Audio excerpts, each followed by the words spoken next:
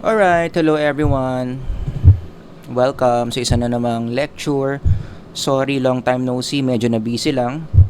So for tonight, ang lecture natin, ito yung title, Jesus Confirms Maslow. So there are two popular names here, no? Syempre, number one is Jesus. Number two, kung psych major ka, dapat naman, sana, kilala mo si Abraham Maslow. Okay? So let's talk about Abraham Maslow first. He was very popular sa kanyang tinatawag na hierarchy of needs theory. So it's a theory. Kaya itong lecture na to, most likely, pero pag-iisipan ko pa, ilalagay ko to under ng theories of personality. 'Di ba? Yung mga nag-TOP dyan, most likely, pinag-usapan nyo si Abraham Maslow.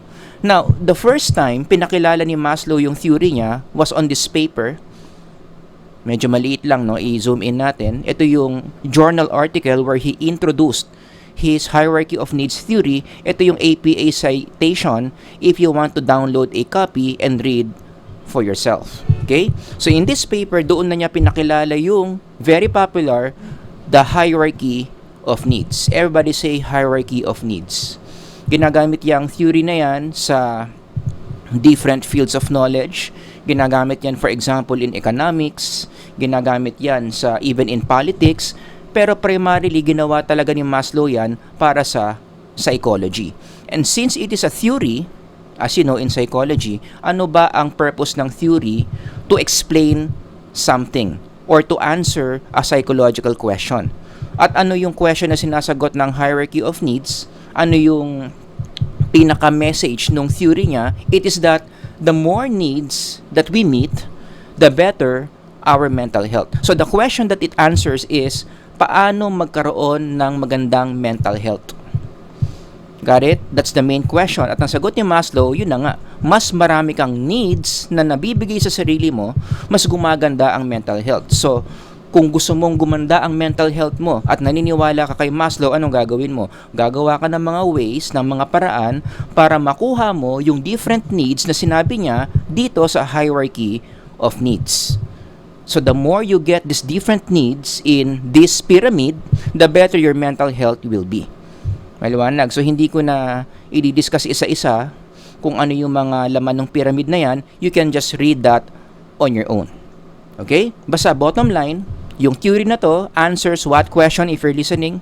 Paano magkaroon ng magandang mental health? At ang sagot, ibigay mo sa sarili mo yung iba't ibang needs na nasa hierarchy. Kaya nga, let me give you one example paano ina-apply itong theory na to. Let's say, how can you make sense of the statistics saying na hindi maganda overall or in general ang mental health ng mga Pilipino noong 2024? Using the lens by Abraham Maslow, anong sagot?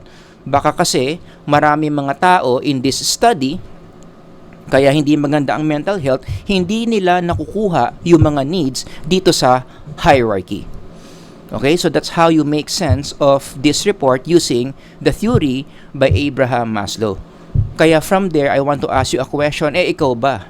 Do you have a need that you think right now is unmet? Alam mong kailangan mo tong bagay na to na nasa hierarchy, going back, nandito, pero hindi mo siya nakukuha. Kahit gaano ka kahirap mag-try, for some reason, hindi mo makuha yung need na yon, what would that be? Ilagay mo yan sa comment section at ibibigay ko sa'yo. Syempre, joke lang yun. Okay? Hindi ko naman kaya ibigay sa'yo, no? Yung needs mo, no?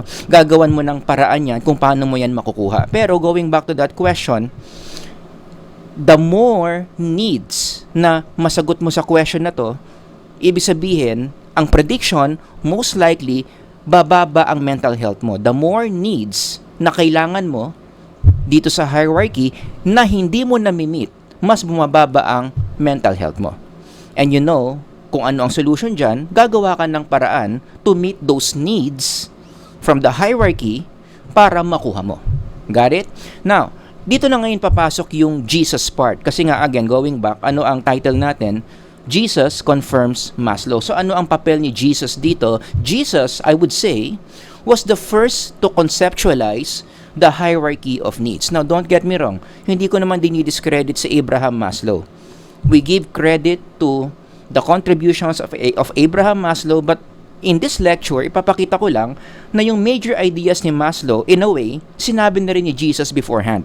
And I'm going to show this to you by discussing the 3 overlaps. Everybody say overlaps.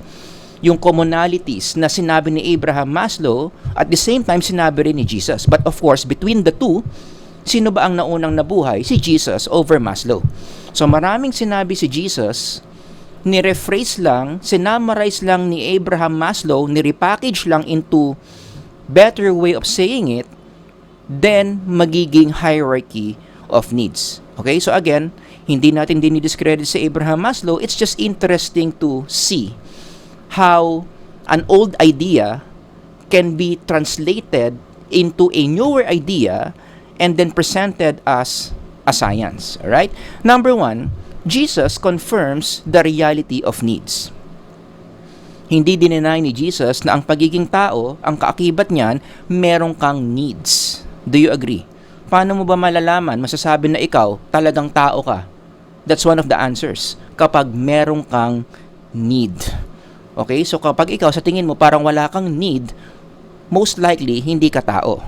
But I'm assuming lahat na nakikinig ngayon tao, which means lahat tayo ngayon merong needs. 'Di ba? In many of his teachings, Jesus always assumed that people had needs. Kaya nga 'di ba sabi niya in one of his teachings, your Father knows what you need before you ask Him. Kaya kahit na alam mo na si Lord, alam na niya yung need mo, gusto pa rin ni Lord na nagpe-pray ka sa Kanya, na sinasabi mo pa rin sa Kanya kung ano yung need mo for you to show dependence on God. Ito yung context nung passage na yon. Okay? Basta ang bottom line, Jesus assumed that human beings, the people He was talking to, had needs. In fact, even in the Lord's Prayer, tinuro niya yan. Isa sa mga dapat daw nating ipinag-pray, remember, the Lord's Prayer is a template of how we ought to pray. 'Di ba? Ano yung isa sa mga linya diyan? Give us this day our daily bread. Yung words na daily bread translate needs. Lord, give us the things that we will be needing for today. And if you read the Gospels, all throughout the Bible, Matthew, Mark, Luke, and John, makikita mo talaga that that's one of the things that Jesus did to people around Him, giving them what they, what's the word? Need. Si Jesus nagbigay ng pagkain when He fed the 5,000. Jesus knew that people needed help, so nagpagaling siya ng mga taong may sakit. Jesus knew that people need social gatherings. After all, we are social creatures. Hence, ano nangyari? Nagkaroon ng first miracle sa Cana. Nung pinarami niya yung wine para matuloy yung social gathering, yung social fellowship ng mga tao who attended that wedding. Of course, hindi yan yung primary reason ba't niya pinarami yung wine, no? The primary reason is to show His divinity. Alright? But anyway, sa ibang lecture yan, but I hope you get the point. All of these things that Jesus did, you can summarize it as He was in the business of giving what people need. Got it? Anong kailangan ng mga tao, binibigay niya. Kaya nga I want you to realize something here, no? Number 1, there's a difference between human and God. Iba yung tao, iba yung Diyos. Kaya nga, Jesus is divine. Jesus is a divinity. Jesus is a deity. Bakit? He was the one giving what people needs. Yan yung primary behavior na pinapakita niya all throughout the gospel. Come to Jesus for your needs because He's God. Number 2, needs are connected to mental health. Again, we remember Maslow here. Paano gumanda ang mental health? The more needs that you are able to meet, mas gumaganda ang mental health mo. So for those of you na sa tingin nyo, hindi okay ang mental health nyo, you can use that principle. Bakit hindi okay ang mental health mo? Most likely, meron kang need na hindi mo nami-meet, hindi mo nakukuha, identify mo muna yon, and then what do? Find some ways on how to meet those needs. Okay? Now, with that, I want to ask you a question. Ilagay nyo sa comment section if you have time. What is the top need that you want to be met now? Ano itong need mo na to na talagang sa tingin mo kailangan mo ngayon, but for some reason, for whatever reason, hindi mo makuha, ilagay mo dyan sa comment section. Kung meron tayong time, ipapalalamove ko sa inyo. Oy, grabe, joke lang yun, but you get the gist of the question. Okay? Being a human being means we need something. And it was Jesus who first affirms that principle before Maslow. Number 2, Jesus confirms that needs are not the same. Marami tayong needs pero hindi lahat ng mga bagay na kinakailangan natin pare-pareho ng epekto sa atin when those needs are met. Dito na lang ipapasok yung pyramid. Bakit ba yung model ni Maslow pyramid? 'Di ba? Let's talk about very quickly the logic of the pyramid. Yung mga nasa baba ng pyramid, kaya nga siya pyramid, no? Yung mga nasa babang mga needs, ang assumption yan, kaya siya nasa baba, sabi ni Maslow, these are needs na madali lang ma-access. Tawag nila dyan is ease of access. Ibig sabihin, mas madaling makuha yung physiological needs such as, let's say, food, mas madaling makakuha ng hotdog kumpara sa love and belongingness. Tama ba? Mas mabilis bumili ng hotdog sa kantin kumpara sa mahalin ka ng taong gusto mong mahalin ka. Amen? 'Di ba? Mas madali pa rin bumili ng hotdog at kainin mo kumpara sa isang tao na gusto mong mahalin ka. O kaya mas nasa baba yung physiological needs kaysa love and belongingness. Another reason why those needs are at the top. Bakit ang isang need medyo nasa taas ng pyramid? Kasi yung mga effects niyan sa'yo long term. Mas spiritually / psychologically enriching. Kaya siya nasa taas ng pyramid. Like again, going back, yung physiological needs, ikumpara mo yan sa effect ng self-actualization. Yung physiological needs, immediate ang effect niyan eh. Kain ka ng hotdog, kain ka ng whatever food, busog ka. Kaagad, yun yung immediate effect. Pero maya-maya, gutom ka ulit. Pero yung self-actualization, kapag na-achieve mo yan, which according to Maslow, sobrang konti lang ang nakaka-achieve niyan, but once you do, yung effect niyan sa mental health mo, long-term. Matagal. It can even be for a lifetime. Kaya mas mataas yung self-actualization over physiological needs. Nagigets nyo? Bottom line, yung needs na sinasabi ni Maslow dito, hindi siya pantay-pantay ng ease of access, pati na rin sa spiritual effect sa atin. Now, ito na ngayon, dito na ngayon papasok si Jesus. It was not Maslow who first conceptualized needs that way. Even Jesus, when you listen to his teachings, ina-affirm din niya yung idea na hindi lahat ng needs ng tao pantay-pantay. Like for example, sa Matthew, sinabi niya yan, "Therefore I tell you, do not worry about your life, what will you eat or drink." Bottom needs yan ni Maslow, physiological needs.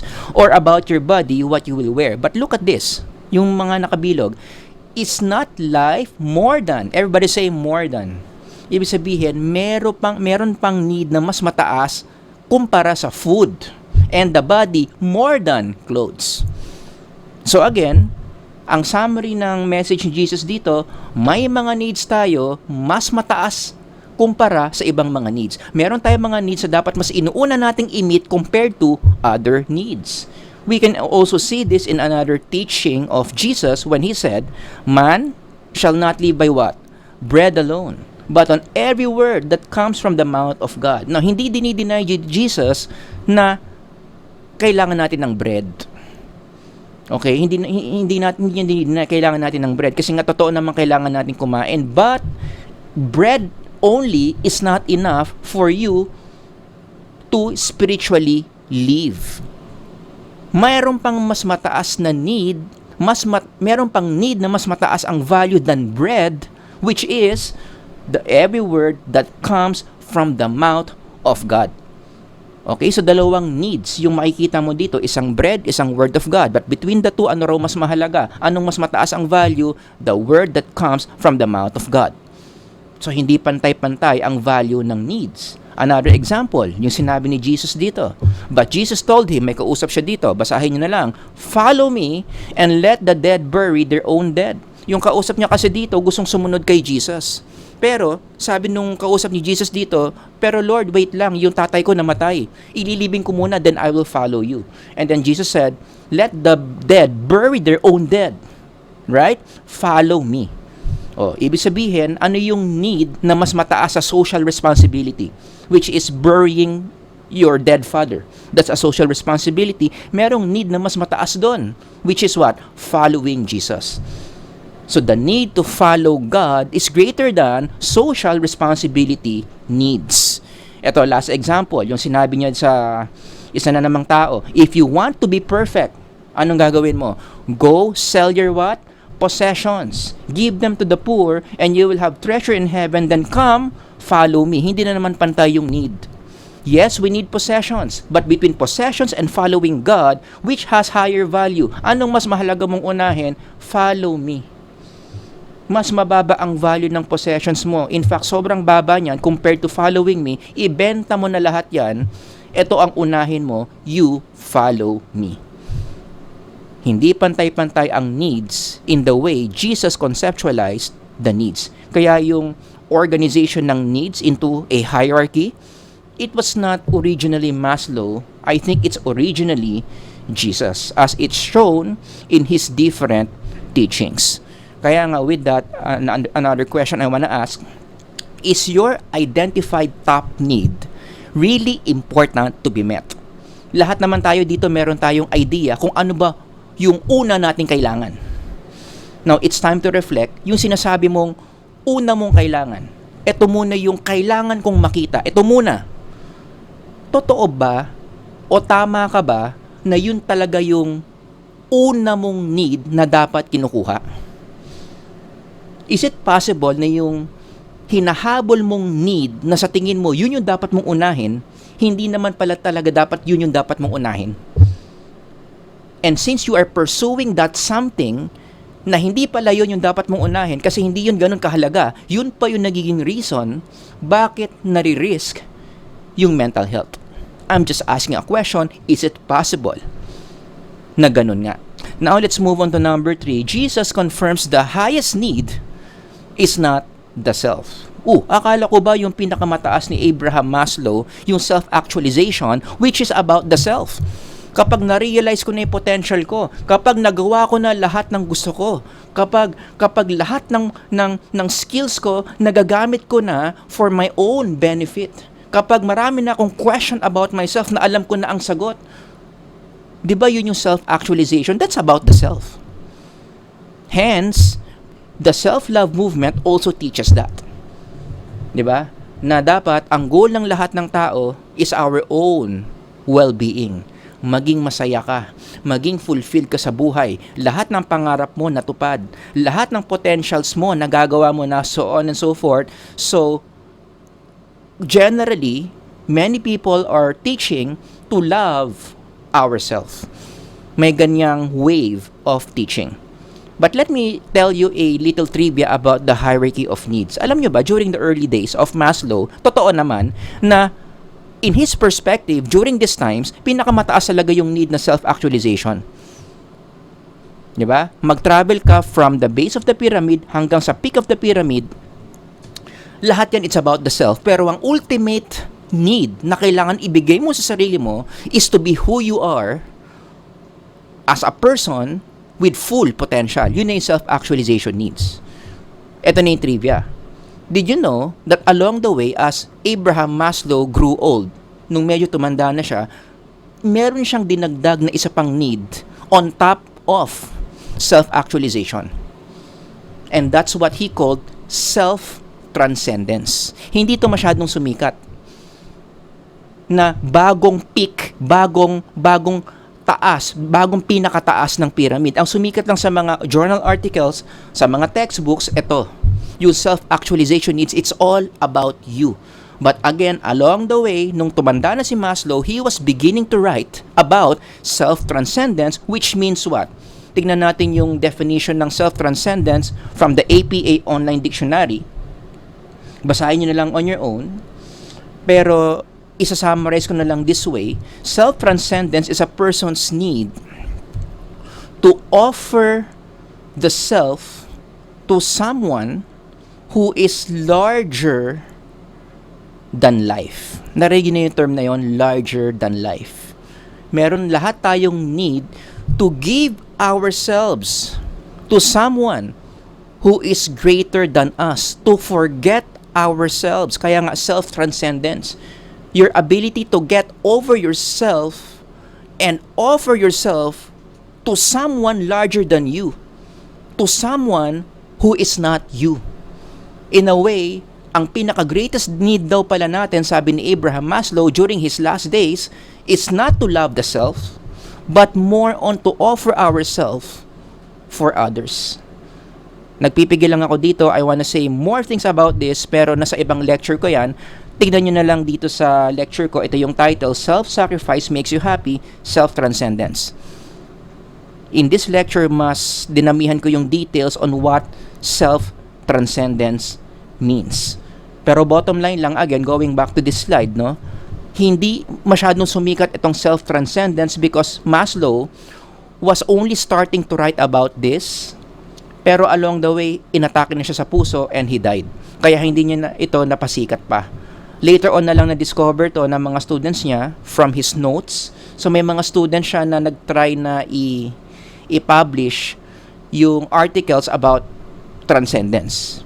But mahirap na kasi i-undo yung naunang naituro ng hierarchy of needs, which is more on self-focused, self-actualization.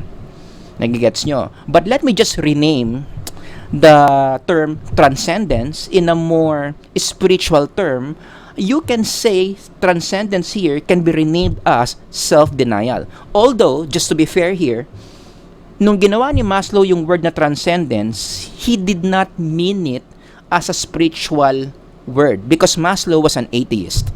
Hindi naman siya naniniwala na may Diyos. Hindi siya masyadong supernaturally inclined. Again, he was an atheist. But the idea is, it's your need to go beyond yourself. So itong term na self-denial na to, it's a spiritually charged term. I would admit na ako lang ang magko-connect nito into the way Maslow meant transcendence. Okay? So again, ulitin ko, Maslow did not mean this as a spiritual concept, but it makes sense. It's interesting to ask kung pwede ba nating i-connect yung transcendence the way Maslow termed it to a more spiritually charged term of self-denial, which is may mga overlap naman na meaning. Nagigets nyo? Wherein, kung i-focus mo yung term na self-denial, in biblical terms, ang ibig sabihin yan is, this is your need to serve someone higher than you, who is what? God, and your need to offer yourself for the benefit of other people. That's a more spiritual version of transcendence called self-denial. Kaya nga with that, I want to ask you a question. When was the last time you think you denied yourself? Recall. Kung may time ka, ikwento mo dyan sa baba sa comment section. And then follow-up question, as you recall this moment in your life na nag-self-deny ka, how was your mental health? Anong epekto ng self-denial mo doon sa mental health mo after doing it? Ako, ang hypothesis ko, I might be wrong, that's why it's called hypothesis, pero ang hula ko dito is, after mong ginawa yung self-denial na yan, whatever that was, tumulong ka sa mahirap, tumulong ka sa may mga may sakit, nagbigay ka ng mga things mo na hindi mo na kailangan to benefit other people, whatever, most likely, gumanda ang mental health mo. Alright? Now, dito na natin ulit i-connect si Jesus. When we talk about self-denial, believe it or not, this is one of the major teachings of Jesus.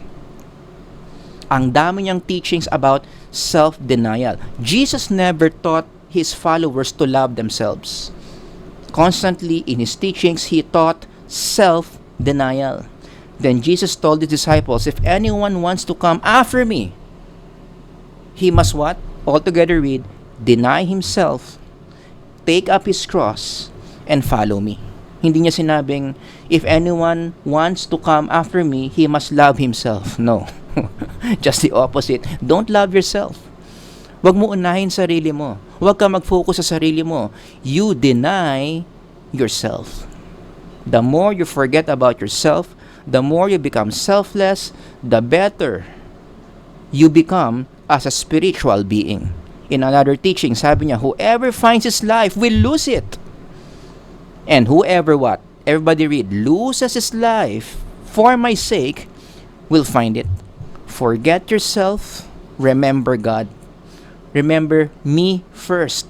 Don't save your life and then you follow me. You lose your life by following me. Ironically, that's the time that you will gain your life. Greater love has no one than this, sabi ni Jesus, that He laid down His life for His friends. Yan na raw yung pinakamataas na level ng love. Not self-love, but self-sacrifice.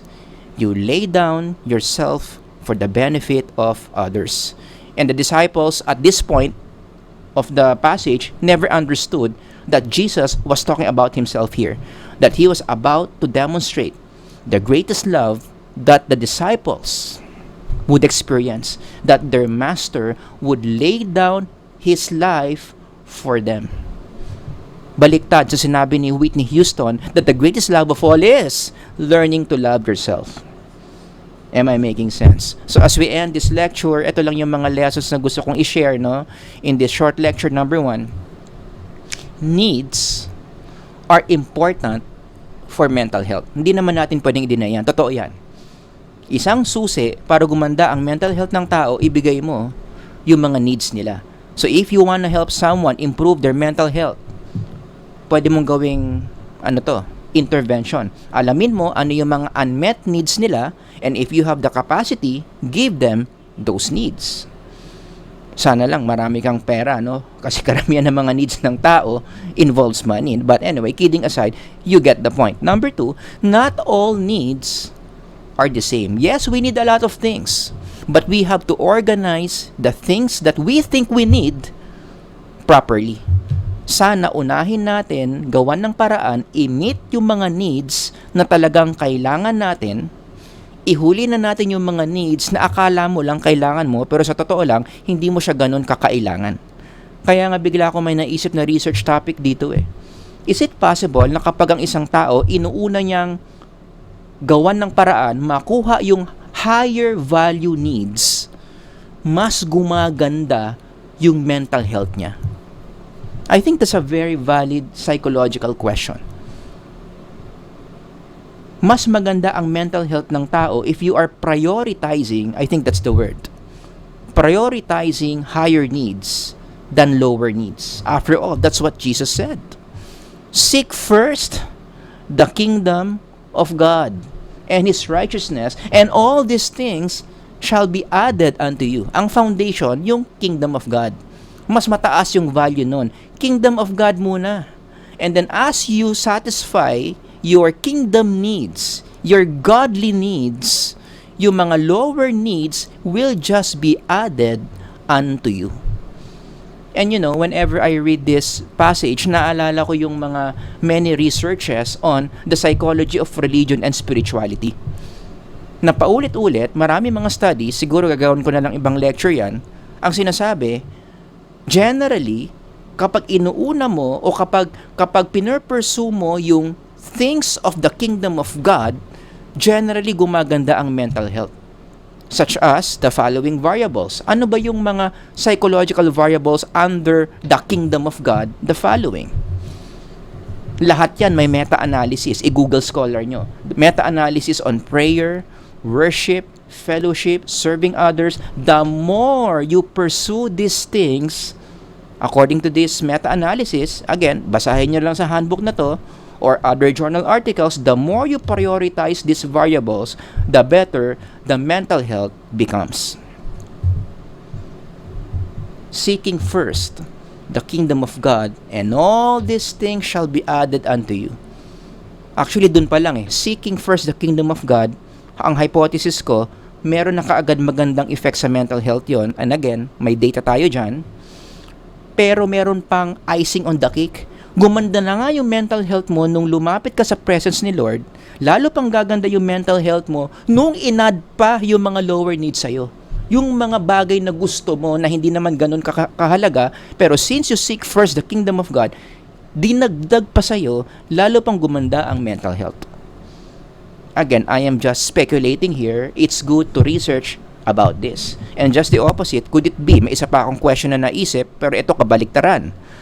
Could it be that one of the risk factors bakit pumapangit ang mental health, bumababa ang mental health, it's because people are prioritizing the lower needs first before the higher needs. Buti nga sana kung after the lower needs, they go up finding ways how to get the higher needs. Pero karamihan ng mga tao natatrap sila sa lower needs. Puro lang sila lower needs. Food, money, dun lang. Wala na silang higher needs. In fact, I remember one of the scenes in the Bible when Jesus was tempted by the devil, di ba? Nung nagka-fasting si Jesus, gutom na siya. And then the devil talked to him. Anong sabi ng demonyo sa kanya? Kung talagang anak ka ng Diyos, gawin mong tinapay ang mga bato na to. Right? Satisfy mo muna yung lower needs mo. Di ba gutom ka? Oh, Diyos ka naman. Itong bato gawin mong tinapay. Jesus canceled that principle by quoting that verse sa Deuteronomy, that man does not live by bread alone, but by the every word that comes from the mouth of God. By quoting Deuteronomy, that man does not live by bread alone, Jesus affirmed the principle na hindi mo dapat inuuna yung lower needs mo. Kahit gutom ka na, kung kaya mo namang tiisin, focus ka lang muna sa pinakakailangan mo, which is to focus on God. Kasi pag inuuna mo yung lower needs mo before your higher needs, posible na baka meron pa yung mga mental health risk sa'yo. And do we have partial evidence on this? Again, I am just speculating, no? Pero could it be that this is connected to many studies that show na ang materialism is a constant threat to a person's mental health? Magbasa na lang kayo ng literature on materialism. Basta ang bottom line ng materialism is you have this compulsion to be obsessed with the lower needs. Bili ka ng bili ng mga bagay na gusto mo, kasi maganda, kasi sisikat ka, and then kapag nabili mo na, hindi ka na naman masaya because you want something more. That's materialism. And again, in many studies, it was shown that this is a constant threat to a person's mental health. Mukhang I see the connection between those findings in research that materialism impairs mental health and the idea that you should not prioritize lower needs over higher needs. Nagigets nyo? So yun yung lesson number tama ba? Number 2. Now, lesson number 3, eto no. Ito medyo uncomfortable to for many, but you know, it's just good to think about this. Now we need to question, is self-love really the way to well-being? Again, I have nothing against people who believe that na ang number one priority is to love the self, but for those of you who believe that, I think it's about time to really dig deeper into that assumption. Totoo ba na ang daan para gumanda ang mental health natin, mahalin natin ng mahalin yung sarili natin, pataasin natin ng pataasin yung value ng sarili natin? Kasi kung tatanungin mo lang si Jesus, he would strongly disagree. For him, the hierarchy of love, hindi self ang pinakamataas, just the opposite. Self is the last in the list. Somebody asked Jesus, how do I have eternal life? What should I do for me to be okay with God? Ano sinabi ni Jesus? Love the Lord your God with all your heart, soul, strength, mind, and then, ano yung second? Love your neighbor as you love yourself. You see the hierarchy there? God, others, huli ang self. Many people today, priority, self. Kaya nakaisip ako ng magandang research idea dito, no? Magkaroon tayo ng comparison of groups. So, t-test independent ito. Yung independent variable mo dito, those people who prioritize the self and people or versus people who prioritize God. Siguro naman may mga instruments out there that measures that. Hanapan nyo, or kung wala, mag-develop tayo. Kung may time ako, gagawin ko yan. Develop ka ng scale, how much do you value yourself, and then how much do you value God. And then ikumpara mo. Etong mga taong to who loves the self versus etong mga tao to who loves God, prioritize muna nila priority muna nila si God, and then yung dependent variable mo, let's say well-being. Then i-compare mo sino ang mas maayos ang well-being. Ako ang hypothesis ko. Connecting this to what Jesus said, I might be wrong. Okay? Hindi ko sinasabing tama na to, but I might be wrong. Kaya magandang gawa ng research, but my hypothesis is, mas magiging okay ang mental well-being ng tao if they prioritize God than prioritizing the self first. O yung mga researchers dyan, ginawan ko na kayo ng research design, ang kailangan nyo na lang data, no need to ask for my permission, gawan nyo ng papel, malay nyo ma-publish. O, diba? And last one, number 4, another uncomfortable idea, especially for those who are purist in psychology, diring-diri sa religion, diring-diri sa Bible. Okay, wag daw isasama sa psychology, but I hope this lecture can make you realize that the Bible can be a source of psychological theories. Again, let me just make myself clear. Ang Bible hindi siya ginawa para magkaroon ng psychology.